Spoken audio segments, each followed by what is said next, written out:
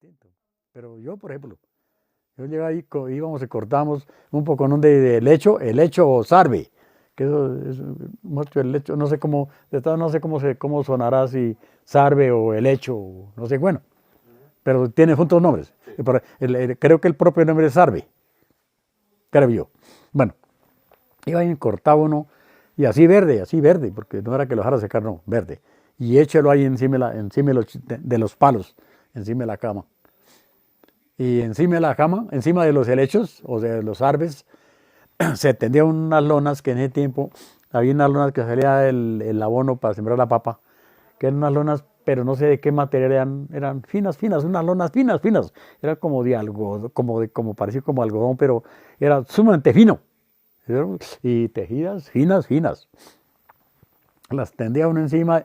Uy, esa noche, la primera noche, que se acostó uno encima ahí de esa cosa, eso era como sentarse, como acostarse encima de un colchón Pullman. Eso era, ay, eso era una belleza. Eso no hallaba las tantas horas de que oscureciera para acostarse. Y después que se secaba eso, ¿qué? Le salían vejigas en las espaldas. Sí, eso era terrible, eso era terrible. Y es que así era. Y bueno, y para taparse uno, y que ese tipo no da cobijas. Entonces hacíamos de las mismas lonas, hacíamos mejor dicho, bañiríamos las lonas, una con la otra las cosíamos y hacíamos como una cobija, se llamaba una tolda, para taparnos ahí todos. Y a veces que entonces, para no sentir tanto frío, llegaba uno y se metía una lona de para arriba y la otra de para abajo. Y se metía uno ahí en esas lonas y a dormir se dijo ahí, encima de esos helechos. Sí, eso, ay, santo Dios, eso le cuento que no por nada, pero yo hoy en día me doy el gusto de que estoy en mi casita al menos y duermo en una camita más o menos. Pero cuando era joven, cuando era niño,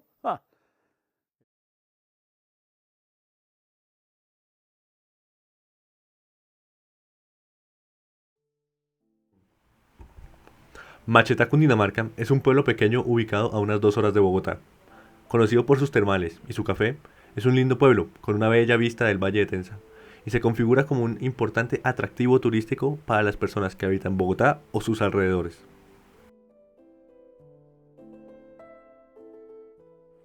A mi izquierda tengo en este momento el municipio de Machetá.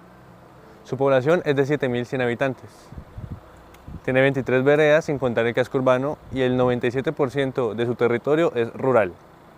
El 90% de su economía es de carácter agropecuario. Su historia es compleja. Sus primeros habitantes fueron indígenas muiscas en las veredas de Lotavita, Casadillas y otras. Este municipio quiere este nombre debido a que su origen indígena quiere decir vuestra honrosa labranza. Es también llamado la Puerta de Oro del Valle de Tensa. Estamos viendo en las imágenes cómo es que se ve el Valle de Tensa desde acá.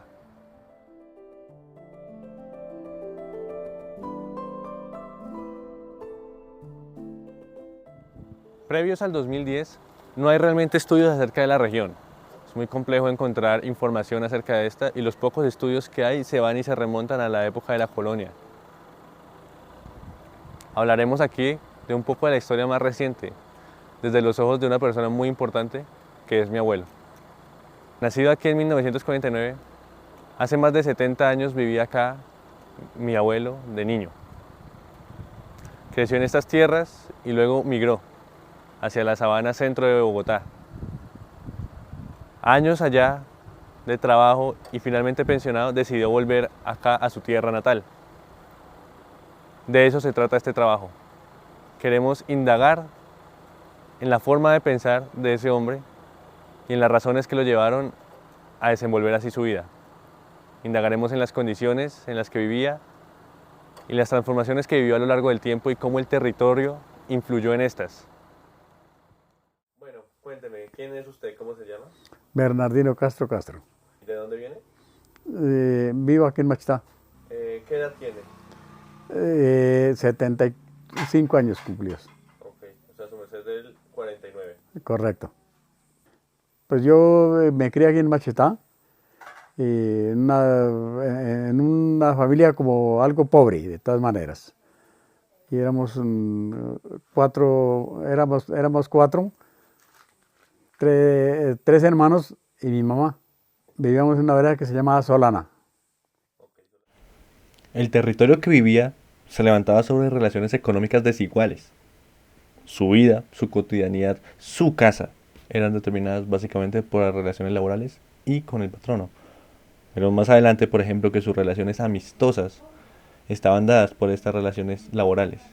Que igual forma, las relaciones o redes de conocimiento que se establecían entre vecinos, por ejemplo, eran netamente laborales. ¿En qué condiciones vivían? Pues de todas maneras, unas condiciones, como dije yo, como algo regulares. Por ejemplo, no teníamos propiedad.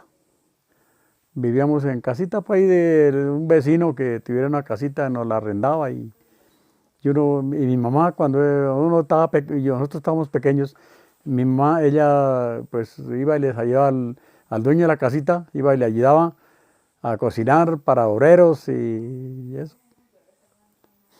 Entonces para poder vivir en esa casita, que nos dejaran vivir.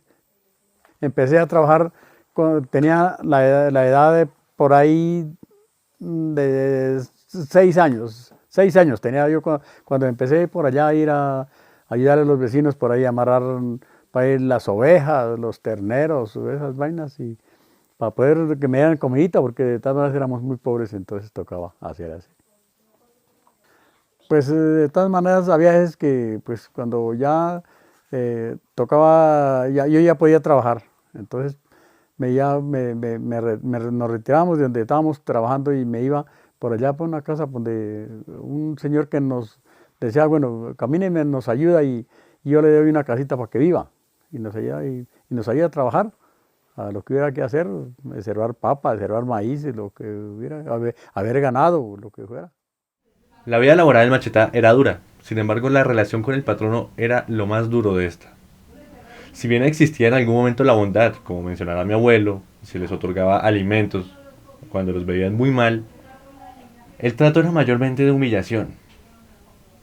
Pero, cabe recalcar, y me gustaría hacer la acotación en este caso, existía la relación con el patrono. Es decir, existía la relación directa con el dueño de la parcela, de la tierra, de la propiedad o de lo que se quiera decir. A diferencia de como veremos más adelante, en su migración no existía esta relación directa con el patrono. El patrono no estaba en la hacienda. Pues unas casitas eran sumamente pobres porque eran unas cajitas que llamaban de bareque, por no decir. Eran palitos parados y ponían unos palitos atravesados en los palos y con barro, mucho, con barro se embarraban las casas y ahí vivían.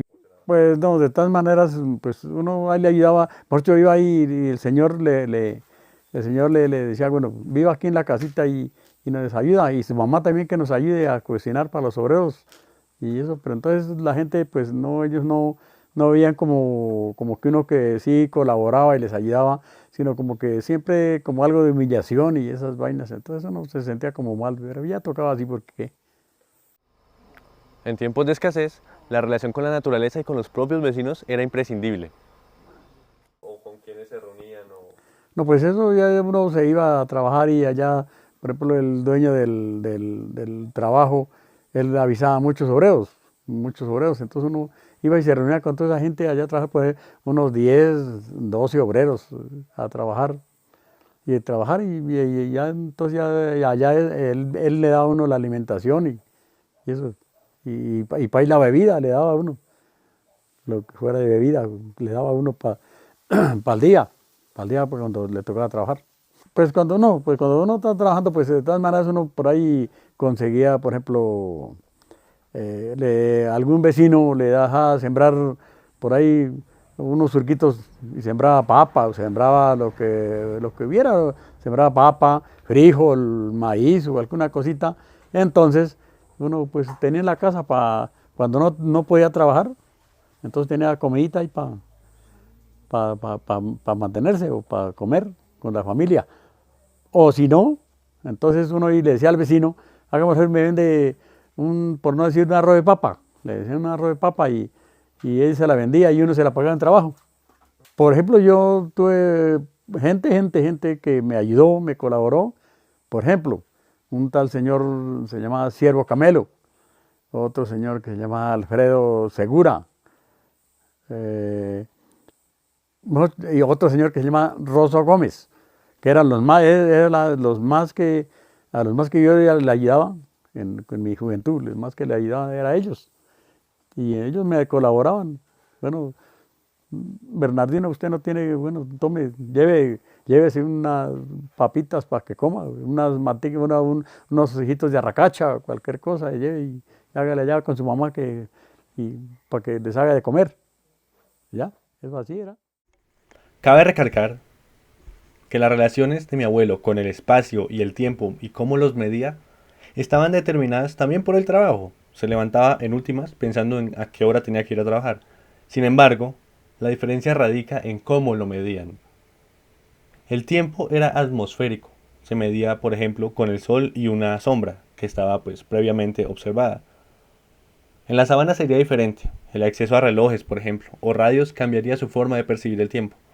De igual forma, si en Macheta el día comenzaba con el sol, la salida del sol, veremos que en la sabana todo esto es muy diferente.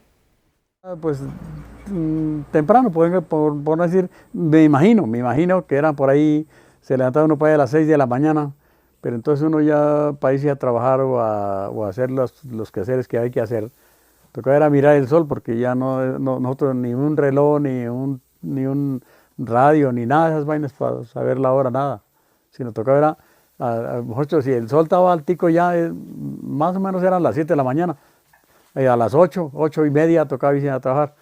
Entonces uno ponía como cuidado que de todas maneras que el sol estaba a tanto términos de alto de donde salía, entonces para uno ya irse a trabajar, porque no había un reloj, no había nada de esas vainas en ese tiempo. Por las condiciones del sol, sí, por las condiciones del sol ya uno ya ponía por ejemplo, una sombra de un árbol, una sombra de un árbol. Bueno, ese árbol, la sombra está en tal parte, ya uno miraba en qué parte estaba. Entonces ahí y decía, bueno, son tales horas, vámonos a trabajar porque son horas. Eso, así, tocaba así porque no había un reloj, no había un radio, no había nada de vainas. No tenía uno cómo comprar un reloj, ni comprar un radio, ni nada de esas vainas. Para esas épocas, el territorio percibido consistía en la incapacidad del ascenso socioeconómico real. Pues lo único que yo pensaba, cuando ya tuve grande, entonces lo único que yo pensaba era conseguir, por ejemplo, una compañera, para no quedarme yo solo en el mundo, de tal manera quedarme no solo, sino que hubiera que me acompañara. Entonces fue cuando pues conseguí la señora y pues ya, eso ya fue una belleza, porque de tal manera ya era muy distinta a la vida. ¿Era diferente vivir en el pueblo a vivir? Sí, claro, era diferente, distinto, porque en el pueblo, por ejemplo, al vivir en el pueblo tocaba pagar arriendo y no había cómo pagar arriendo, de todas maneras, entonces tocaba en el campo para que allá le dejaban para sus casitas para vivir y la casita, la persona que le dejaba la casita para vivir, pues se le ayudaba, se le trabajaba, se ayudaba a trabajar y ahí lo dejaba uno vivir. No, yo sí pensé irme de acá del pueblo, pensé irme aquí del pueblo, porque el problema es que aquí en el pueblo los sueldos eran sumamente baratos. Entonces pensé que allá sí, allá podía hacer cualquier cosita, al menos mantener mi familia, porque ya empezaba la familia, porque ya cuando me fui acá ya llevaba el primer hijo, entonces pues de todas maneras ya tocaba mirar a ver qué había que hacer. Entonces la esperanza era ir a conseguir, a ver que allá se podía, como para el futuro, de todas maneras, a ver si que podía uno mantener más fácil. O más fácil no, tal vez más fácil no, sino que hubiera de dónde llegara para mantenerse uno, porque acá la plata era muy difícil.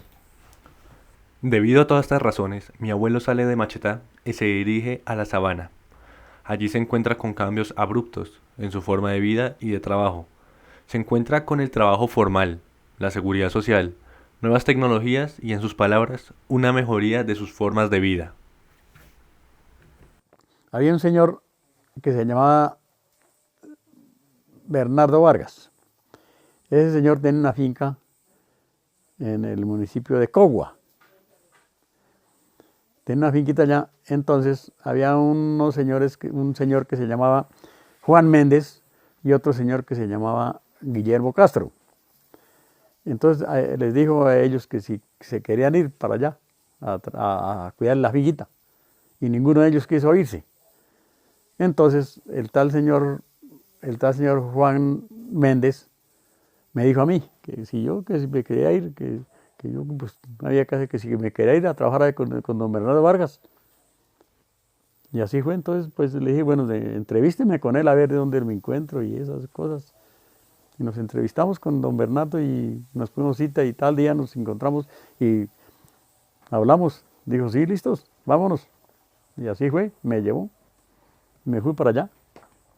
Pues yo nunca pensé que me iba a ir a trabajar por allá, sino que de un momento a otro pues apareció el chance de arrancar para allá, pues ahí fue cuando nos fuimos, porque no pensar de decir, bueno, es que me voy a ir a trabajar allá, no, a ningún momento, sino que de un momento a otro apareció el momento de irnos para allá a trabajar y nos fuimos. A una finca, a cuidar una finca y había vacas de ordeño y tocaba llegar a ordeñar y eso, allá llegamos y había un señor ahí, un señor que lo tenía recomendado, lo tenía ahí para que ordeñara las vacas. Entonces él nos dijo, bueno, aquí hay que hacer esto aquí, no sé qué, esto hay que ordeñar tantas vacas y sacar a tales horas la leche al carro. Y así fue. Nos pagaban, en ese tiempo, cuando nosotros nos fuimos, nos pagaban 600 pesos, creo, 600 pesos, claro, 600 pesos. 600 pesos nos pagaban, eso, en el mes, al mes, 600 pesos. Y trabajamos los dos, claro, lo trabajamos los dos con la esposa, con mi mujer, ella trabajamos los dos allá, por 600 pesos. ¿Hasta cuánto tiempo duró trabajando con esa persona en esa finca? Con esa persona duré trabajando como 22 meses. Sí. Y ya después entonces ya conocí más gente, más amigos por ahí, muchos conocidos por ahí, comencé a conocer gente y entonces ya me dijeron, bueno, ya me eché a conseguir, porque ya el señor, entonces ya me parecía como muy poquito sueldo que lo que me pagaba. Entonces decidí más bien retirarme de ahí y irme con otro patrón, para allá con otro patrón a trabajar. Seguro, no me pagaba seguro, nada de eso, ni yo tampoco pagaba porque él no me cobraba, no, o sea, no, él no tenía la gente asegurada, o sea, las personas que trabajamos ahí él no tenía asegurados. Pues sí, yo tenía conocimiento y decía, yo tengo que conseguir una parte donde me paguen seguro para que de aquí a mañana, cuando ya esté ya con mi edad ya de que pueda pensionarme, que me pensione. No, acá en Machita no. Y es que es la hora de que no pagan todavía eso. Nadie paga. Hay gente que vive del campo, ahí vive del campo y viven con una finca o su finca que tengan y viven del ganado, por ahí del ganado ordeñan y sacan la lechita al carro y eso, y listo, ya. Con eso viven. Gracias a Dios, porque acá en Machita no se ha podido conseguir eso, no se ha podido conseguir. Esas cosas no se han podido conseguir. Digo que ya en la sabana, allá la gente era ya más civilizada y de todas maneras ellos ya, uno iba a trabajar a las fincas y ellos les pagaban su seguridad a uno. Yo por ejemplo, yo llegaba a una finca y lo primero que decía, bueno, ¿qué necesita? ¿Qué papeles se necesitan para que me afilien al seguro? Porque lo que necesito es mi seguro. Para la salud y para que mañana mi pensión. Esa era mi idea. Estas primeras diferencias que encuentra mi abuelo determinan su mirada de la sabana. Al final, el acceso a la seguridad social, por ejemplo, le permitió regresar a su tierra en mejores condiciones que cuando salió. Cosa que, como ya vimos, dice él, habría sido y aún lo es imposible en Macheta. Pero no todo era bueno. El trabajo era mucho más duro ahora y las relaciones con el patrón completamente diferentes.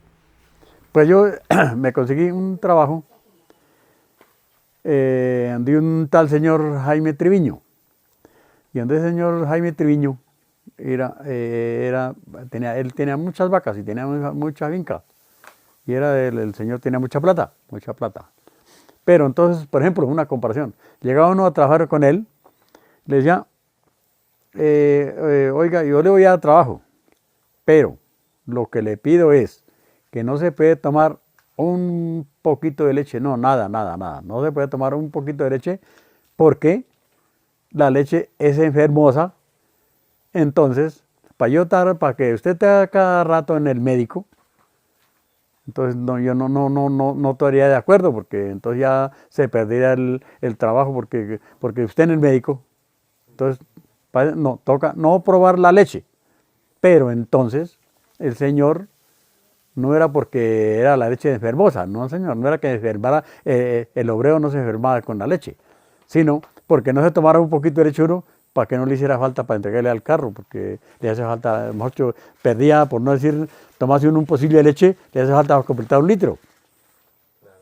Llega allá, ahí fue donde empecé, donde don Jaime Triviño, donde empecé a que me pagaba, en un mes, ahí no duré sino un mes, duré un mes, pero en el mes él me pasó al seguro. Él me pasaba al seguro, y ahí pelante empecé, empecé a, que eso fue en el 75, en el 75 cuando empecé a pagar seguro, para hoy en día tener mi pensión. Ahí sí no duré muy poquito, yo duré muy poquito porque el trabajo era terrible, era muy pesado porque allá faltaba un ordeñador y nos tocaba ordeñar 30 vacas cada ordeñador. Tocaba ordeñar 30 vacas. Empezamos a las 2:30 de la mañana y terminamos para ahí a las 7:30, 8 de la mañana. Mi abuelo es capaz de mencionarnos otro tipo de diferencias en cuanto a su trabajo y su vida en ambos territorios. Por ejemplo, nos habla de la capacidad de comprar un radio para estar al tanto de la hora. Importante cambio, teniendo en cuenta que ahora tenía que levantarse mucho más temprano para ordeñar. De igual forma, marca diferencias culturales, como la forma en la que se viven los días santos o la relación entre vecinos y patronos. También hubo un cambio sustancial en cuanto a la estabilidad económica, condiciones de vida, horas de descanso y forma de entender el tiempo, que como mencionamos, ya no era con el sol. Porque al menos ya íbamos por comprar un radio y se sabía qué horas era, porque se ponía en la emisora y el radio decía la hora, ya, eso, al menos se podía. Porque ya se podía comprar un radio, que eso no valía mucho, en el tiempo no valía mucho, pero no se podía conseguir la plata, porque no valía mucho, pero tampoco no era que uno tuviera la plata para comprarlo totalmente, pero sí ya se podía comprar un radiecito para oír la hora.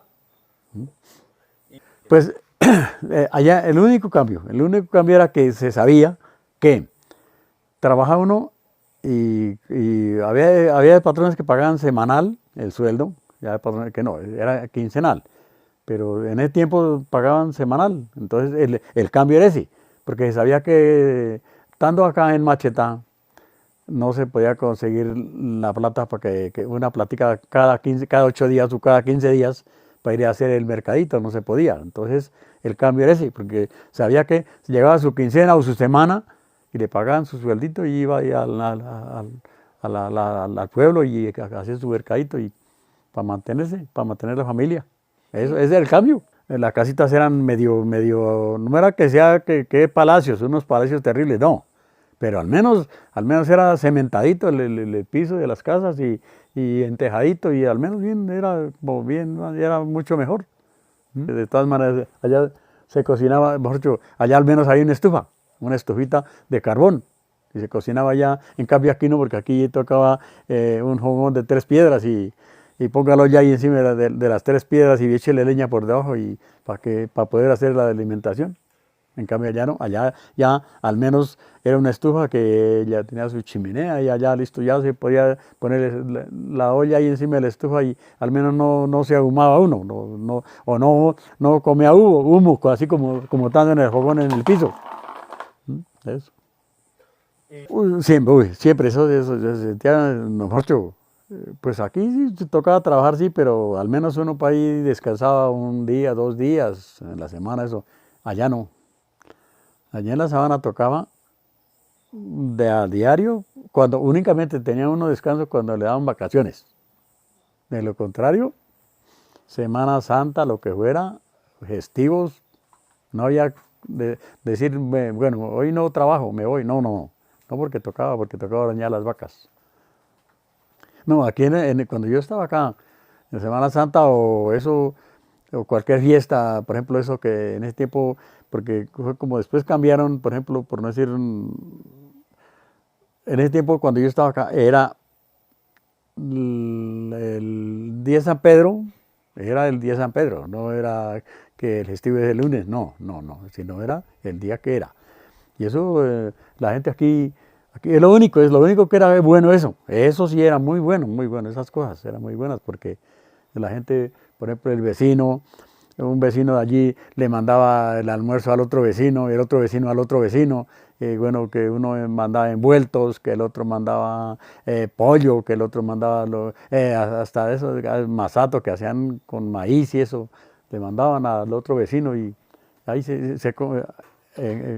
allá no, en la sabana ya no aparecía eso. Los terratenientes en la sabana centro tenían una idea muy diferente de su tierra a la que tenían los dueños en Machetá. En la sabana centro, la idea de expansión era latente, sumada a la falta de relación directa con el trabajador. En Machetá, el patrono y el obrero estaban directamente relacionados. Sobre estas tierras, se configuraban relaciones vecinales incluso con los pocos terratenientes que habían. Pero allá en la sabana donde uno iba a trabajar, acá en Machetá, pues cada uno tenía sus finquitas por ahí, y sembraban, pero ellos no tenían vacas de ordeño ni esas vainas, no tenían modos de decir voy a darle trabajo a esta persona para que coja plata o esas vainas. Pues sí, uno iba y trabajaba y le ganaba pues, cualquier pesito a coger a la alimentación. En cambio allá en la sabana, había mucha gente que ellos tenían, y mucha gente tenía fincas, en ese tiempo muchas fincas. Entonces podía uno ir allá y allá cualquier patrón le daba trabajo, cualquier persona que tuviera, porque tenía muchas fincas. Por ejemplo, pues los de acá no, porque los de acá como tenían pocas fincas, las fincas eran pequeñas, entonces pues ellos tenían contacto más con uno y charlaba y todo, y cuando uno iba a ayudarles a trabajar, pues estaban ahí con uno, ellos también estaban trabajando. Mientras en la sabana no, porque allá tenían un mayordomo, o sea, un administrador que era el que mandaba. El patrón iba y le daba órdenes al administrador y el administrador le daba órdenes al obrero. Entonces esa era la diferente. Era como más, o sea, por lo que tenía ganadería y todas esas cosas. En cambio allí no, porque sembraban y ganado lo manejaba él solo, porque no tiene ni ordeño ni esas vainas, sino solo ganado de engorde. Entonces, por eso, no era complejo, porque en cambio ya con don Luis Eduardo sí, porque allá sí había ordeño y todas esas cosas, y él sembraba papa, y entonces ya tenía administradores para que le manejaran todas las cosas. En cambio aquí no, porque aquí él manejaba todo, porque sembraban y manejaba ganado, pero entonces él no tenía administrador, sino él mismo se iba y veía a su ganado, le llevaba sal. Allá, bueno, lo único que hacía era, por ejemplo, para hacer una cerca, conseguir obreros, y hacía las cercas y ya. Y les pagaba a los obreros, pero él administraba, mejor dicho, él iba con los obreros y decía, bueno, cerquen acá, hagan aquí así, acá así, y listo, y ya. Eso, porque les da la orden. Pero es muy distintas las costumbres de cada persona, de todas maneras. Porque sabía que Mocho allí tenía una finca grandísima, pero en una sola finca. Mientras don Luis Eduardo no, porque él tenía varias, entonces no podía manejarlas solo, sino tocaba con otras personas que les ayudaran. Es así, tal cual. Finalmente, luego de más de 30 años de trabajo en la sabana, toma la decisión de volver a su tierra, ya de pensionado. Esta decisión, dice, no es fortuita. Llevaba tiempo pensándolo y es consciente de que su tierra lo atraía, su raíz. Mi abuelo nunca perdió ese amor por su tierra, por Machetá, y así lo demuestra, nunca se desterritorializó, sino que aprendió a transformar su territorialidad, y luego de vivir en la sabana y adquirir nuevas formas y sistemas de valores y percepciones, con la capacidad económica que no tenía cuando joven, volvió. El campo lo más que me gustó, o sea, trabajé, me gustó mucho fue la ganadería. Eso fue lo que me gustó. Por eso que trabajé en la sabana, porque me gustaba la ganadería. Yo decir que no, que manejar un carro, que manejar un tractor, que no sé qué. No, no, no, no me gustó, no me gustó eso. Entonces me gustó fue, por ejemplo, en el ganado, aprender a encinar y eso es lo que más me importó. Para yo saber, hacer alguna cosa allá, cuando estuve en la sabana, hacer algo. Pero entonces aquí ya llegué a Macheta y pensé poner un negocio de eso de enciminar y aquí no se pudo. Aquí no se pudo porque acá la gente tiene su ganadito y el vecino tiene, allí tiene un toro grande y bueno, esto, pongamos a la vaquita que usted sabe que hay un ternerito y no sé qué, así no de leche, la vaca, no importa, pero la cosa es que hay un ternerito para engordarlo y venderlo y esas vainas, eso es lo que piensa la gente acá, pero no piensan en decir, bueno, vamos a mejorar la raza, enseminemos y mejorar la raza para, para saber más adelante que una vaca de artica leche. Entonces, pero no, aquí la gente no, ellos no piensan eso. Porque yo, como yo aprendí a inseminar, mi deseo en la sabana cuando entré a la ganadería fue lo primero fue eso, a aprender a inseminar. Y así fue, yo aprendí, yo hice mi curso y inseminé, pero cuando ya me di cuenta que sí, que me iba a pensionar. Entonces cuando empecé a conseguir acá en Machetá, fue cuando compré el lotecito y me vine para acá. Pero, ocho, después de que ya salí pensionado. ¿En qué momento nace ese deseo de volver a machetar? Pues dije, lo que pasa es que, dije, en Zipaquirá yo tenía una casita, pero en toda la casita era la sola casita, no había lote, no había nada. Entonces dije, pues toca conseguir en el campo donde haya como para, nosotros no que sea la sola casa ni vivir en el pueblo, sino tener como para sembrar una matica de alguna cosa, una matica y aquí, de todas maneras aquí conseguí lotecito y lo que sembré fue café, unas maticas de café, no tantas, pero al menos ahí, al menos tiene para algo, para medio comer.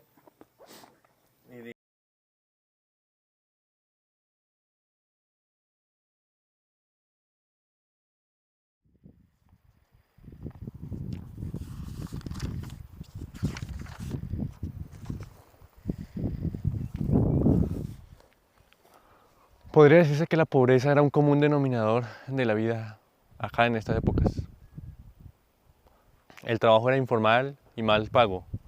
Sin embargo, había muchas diferencias con la vida en otros lados. El patrono acá trabajaba realmente en su finca y a pesar de tener muchas tierras, la administraba directamente él. Esto llevaba, por ejemplo, a que hubiese relaciones vecinales entre obreros y patronos incluso. El acceso al patrono era mucho más sencillo. Adquirir propiedad privada era imposible realmente. Si no habían herencias o venía dinero de alguna otra parte, con el dinero que acá se recaudaba era muy difícil lograrlo. Otro de los comunes denominadores era ese. Realmente el trabajo era muy mal pago y a veces incluso no había un salario. Se trataba de pagar con trueque, por ejemplo, o con vivienda y comida. Nos cuenta mi abuelo que a los problemas había que darle solución con lo que se tenía a la mano. Nos habla de cómo hacían sus casas, cómo hacían sus camas, cómo fabricaban su propia ropa o dónde conseguían la comida, cómo se recurría a veces al trueque, cómo se trabajaba en las diversas plantaciones tan solo para conseguir un lugar donde vivir. Se cultivaba café, en el páramo se cultivaba papa, se cultiva cebolla, frijol, alberja. La percepción del territorio para mi abuelo en esas épocas era de la falta de oportunidades realmente. No se podía tener la esperanza de seguir o salir adelante con, por ejemplo, la acumulación de capitales. En ese orden de ideas, las redes que acá fabricaba, que se elaboraban realmente sobre el trabajo, es decir, las amistades se elaboraban fundamentalmente sobre las relaciones laborales, le llegó la información de una oportunidad para irse hacia la Sabana Centro. Las oportunidades entonces que se le presentaron las tomó realmente. Cuando se dirigieron hacia el centro, la Sabana Centro, se dieron cuenta que la vida daba un cambio abrupto. Acá nos hablaba, por ejemplo, mi abuelo, de cómo miraba la hora con el sol. No había la posibilidad de permitirse un reloj. Allá al menos unas radios se pudieron permitir. También nos hablan, por ejemplo, del horario laboral. Acá habían tiempos de descanso, allá no lo sabían, solo las vacaciones. Tradiciones cotidianas, como lo puede ser la Semana Santa o días santos, que hoy llaman feriados, eran muy importantes acá. La vecindad se veía en esos momentos cuando se regalaba el plato de comida a otra persona, en esos días festivos, por ejemplo. Había relaciones comunitarias, si bien no tan fuertes como dentro de una lucha agraria, por ejemplo, se veían relaciones vecinales más fuertes que en la Sabana Centro. También se dieron cuenta, por ejemplo, la relación con los patronos. No había relación con los patronos, había relación con los mayordomos o con los encargados, como dice mi abuelo, pero no con los patronos. La relación de los obreros, por ejemplo, con el fruto de su trabajo se veía acá en que a veces les pagaban con parte de la producción que se daba en la cosecha. Podían tomar de pronto alguna parte de eso, allá no. La relación era de un trabajador enajenado al producto de su trabajo. Pero habían otro tipo de relaciones también muy complejas y diferentes. Allá se podía permitir la seguridad social. De hecho, es la forma en la que mi abuelo se pensionó, fue llegando a trabajar a la Sabana Centro. El trabajo era más duro, pero la paga era mejor igualmente. Se aseguraba una casa también y existía la posibilidad de llegar a adquirir la propiedad privada. Se pudo permitir darle a sus hijos educación. Se pudo permitir a él también aprender. Cosas que él acepta en estas tierras no hubiese podido lograrlo. Él nos cuenta, por ejemplo, aún hoy es complejo encontrar lugares donde hayan condiciones de sanidad dignas, que hayan alcantarillados o acueductos. Ese tipo de cosas eran muy diferentes en la Sabana Centro. Sin embargo, para mi abuelo fue una clase de escalón. Él nos habla de que en esa vida, en la Sabana Centro, no llegaba a pensar que volviese a vivir acá. Sin embargo, cuando consiguió pensionarse, se dio cuenta que quería volver a sus raíces, a su tierra, y eso fue lo que hizo. Las relaciones que conoció en la Sabana Centro le quedaron recuerdos, mas no le volvieron parte de ella. Él afirma que él es de acá, a pesar de que haya vivido la mayor parte de su vida allá.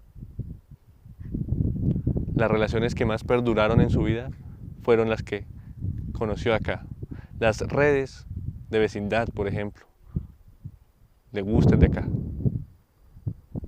El tipo de relacionamiento con la tierra lo aprendió acá. Él buscaba un lugar donde poder relacionarse con la tierra de la manera en la que le gustaba y con sus tradiciones y su cultura, y eso lo consiguió acá de nuevo. El territorio realmente se incrustó en él. Y sí, puede que haya existido territorialidad sin territorio, pero su territorialidad lo hizo volver aquí. Y acá dice, es muy feliz y quiere quedarse acá para siempre. Hoy es día, ¿para qué? Hoy es día, bendito Dios, vivimos bien. Hay que tener ya como uno ya está viejito, entonces ya las vainas cambian mucho, Pero bendito Dios, ya, aquí se puede vivir más o menos. Vive uno bien, tiene cómo comer, ya las cosas.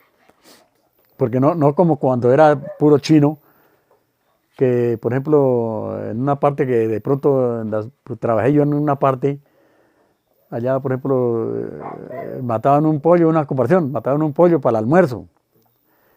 Allá le daban la punta del ala, nomás, la puntica del ala le daban.